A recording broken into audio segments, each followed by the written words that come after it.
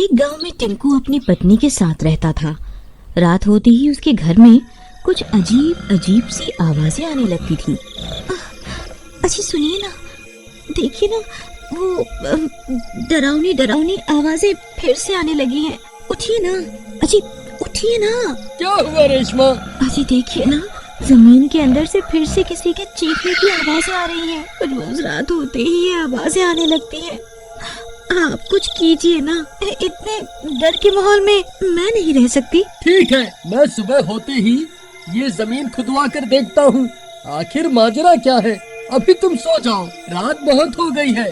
फिर टिंकू सो जाता है और रेशमा डरते डरते पूरी रात गुजार देती है। फिर दिन होने पर अरे भाई, मेरे घर में जमीन के अंदर से रात होते ही डरावनी डरावनी आवाजें आने लगती हैं। तुम मेरे साथ चलो और जमीन को खोद के देखो, आखिर माजरा क्या है। नहीं नहीं टिंकू भाई, पूरा गाँव बोलता है कि तुम्हारा घर श्रापित है। तुम्हारे घर की जमीन के नीचे किसी भूत पिशाच का वास है।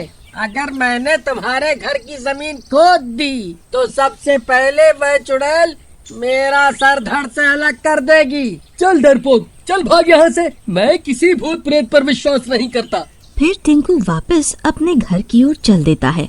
फिर रात होने पर टिंकू और रेशमा सो रहे होते हैं। तभी वो डरावनी डरावनी आवाजें आने लगती हैं और रेशमा की नींद खुल जाती है।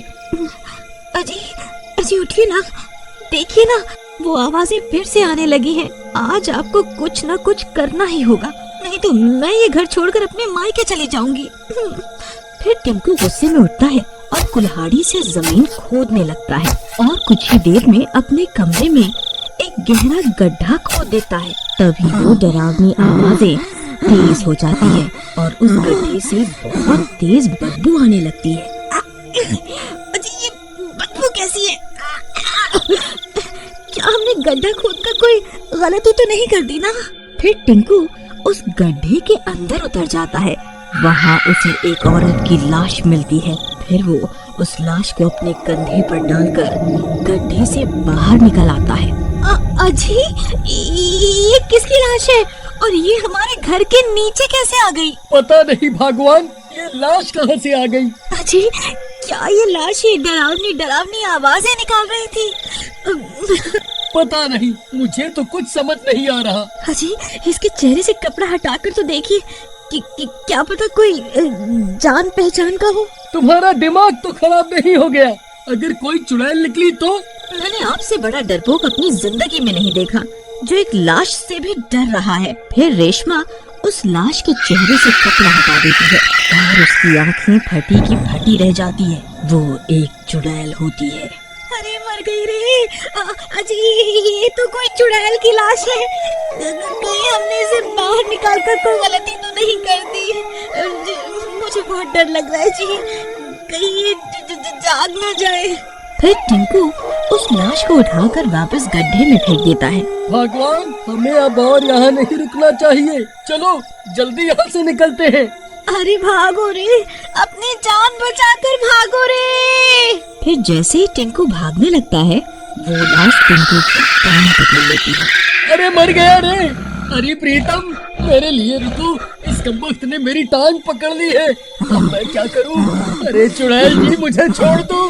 आप ये घर ले लो, हम दोनों ये घर छोड़कर चले जाएंगे। आज से आप ही इस घर की मालकिन है, बस मुझे छोड़ दो। अरे मर गया रे।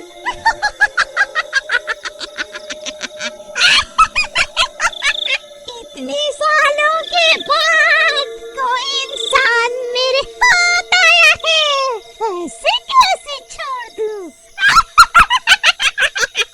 फिर वो चुड़ैल टिंकू की टांग को काट खाती है। अरे मर गया रे। हाय रे, ये नास मिठी चुड़ैल ने तो मेरी टांग पर काट लिया। अरे कमबख्त, ये तूने क्या कर दिया? मेरी टांग ही चबा डाली। कम से कम अब तो मुझे छोड़ दे। वहीं दूसरी तरफ रेशमा भागती हुई जाती है और कुछ लोगों से मदद मांगती है। भाई साहब मेरी मदद करो, मेरे पति को चुड़ैल ने पकड़ लिया है, आप लोग जल्दी से मेरे साथ चलो चलो। फिर कुछ गांव वाले रेशमा के साथ उसके घर आते हैं और वो लोग खिड़की से झांक कर देखते हैं कि की आंखें फटी की फटी रह जाती है। भाई ये तो कोई चुड़ैल है। अरे बहन, ये चुड़ैल तुम्हारे घर कहाँ से आ गई? भाई साहब, ये कमबख्त चुड़ैल बहुत सालों से हमारे घर के नीचे ही रह रही थी। हमने जैसे ही अपने घर के जमीन की खुदाई की तो ये कमबख्त जमीन से बाहर निकल आई। अरे नास बेटो, बाहर खड़े होकर बातें ही करते रहोगे या मेरी मदद भी करोगे? हाय रे, ये चुड़ैल तो मेरी टांग छोड़ ही नहीं रही। अरे मर गया। अरे बिरजू भाई, वह देखो, इस चुड़ैल ने तो टिंकू भाई की टांग को काट खाया है। अब ये भी भूत बन जाएंगे। टिंकू भाई, इस चुड़ैल ने तो तुम्हारी टांग पर काट लिया है। अब तुम्हें अपनी जान बचाने के लिए अपनी टांग को शरीर से अलग करना ही होगा, नहीं तो इसका जहर तुम्हारे पूरे शरीर में फैल जाएगा और तुम भी इसके जैसे बन जाओगे। अरे मर गया रे। नहीं भाई नहीं, मैं अपनी टांग को नहीं काट सकता। ठीक है भाई, फिर तुम भी इसकी तरह भूत बनने को तैयार हो जाओ। अरे भाई साहब, ये आप कैसी बातें कर रहे हैं? अगर ये भूत बन गए तो मेरा क्या होगा? जी, आप अपनी एक टांग काटकर खुद को इसके चंगुल से आजाद क्यों नहीं करवा लेते जी? मैं एक लूल्हे के साथ तो जिंदगी बिता सकती हूँ, लेकिन अगर आप भूत बन गए तो मेरा क्या होगा? बिरजू भाई, हमें इस घर को आग के हवाले करना ही होगा। अगर ये चुड़ैल आजाद हो गई तो पूरे गांव में कोई जिंदा नहीं बचेगा। तुम ठीक कहते हो भाई, हमें इस घर को आग के हवाले करना ही होगा। अरे नास बेटो, ये कैसी तरकीब बना रहे हो? मेरा ख्याल तो करो, इस चुड़ैल के साथ साथ मैं भी जल के राख हो जाऊंगा।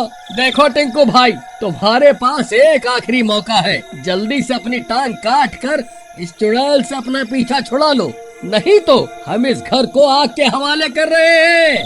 हे भगवान, अब मैं क्या करूं?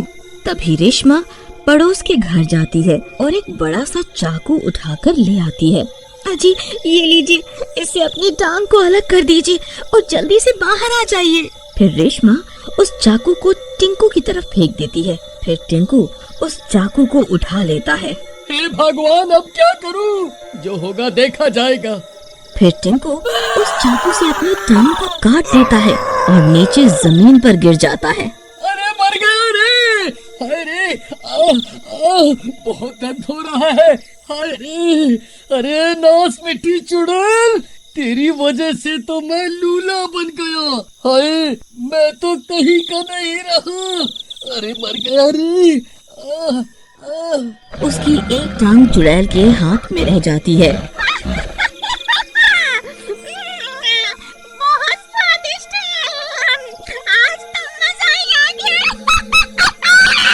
टिंकू भाई, जल्दी से इस घर से बाहर निकलो, हम इस घर को आग के हवाले कर रहे हैं। अरे कमबख्त, तो रुक जाओ, मुझे तो बाहर आने दो। हाय, मर गया रे। हाय, फिर टिंकू जैसे तैसे लंगड़ाता हुआ घर से बाहर निकल जाता है। उसके बाहर निकलते ही गांव वाले घर को आग के हवाले कर देते हैं।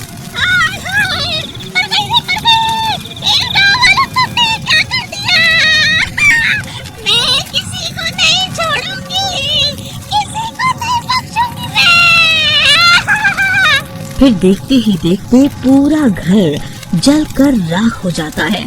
फिर कुछ देर इंतजार करने के बाद गांव वाले घर का जला हुआ सामान हटाकर उस चुड़ैल की लाश की तलाश करने लगते हैं, लेकिन उन्हें वहाँ किसी की कोई लाश नहीं मिलती। बस जमीन में एक गहरा गड्ढा मिलता है। अरे भाई, ये तो वही गड्ढा है जो मैंने खोदा था, लेकिन उस चुड़ैल की लाश कहाँ गई? भाई, मुझे लागत है वह चुड़ैल वापस इसी गड्ढे में घुस गई है। चलो हम इस गड्ढे को बंद कर देते हैं। फिर वो लोग गड्ढे को बंद कर देते हैं और वहाँ से चले जाते हैं।